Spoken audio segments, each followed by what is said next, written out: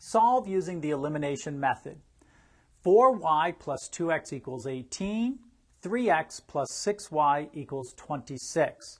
To use the elimination method, we need to make the coefficients of either the x's or y's the same with opposite sign.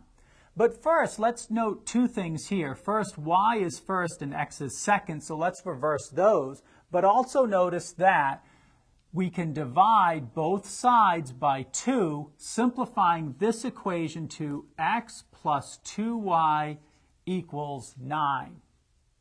Now, when we compare them, if we wanted to make the coefficients of x the same with opposite sign, we could multiply this first equation by -3 on both sides.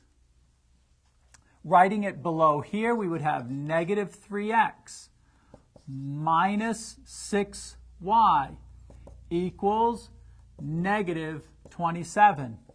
Now add the two equations together. 3x minus 3x is 0. But also 6y minus 6y is 0. And 26 minus 27 is -1. Well, of course, 0 does not equal -1. That is false. And that means we have an inconsistent system.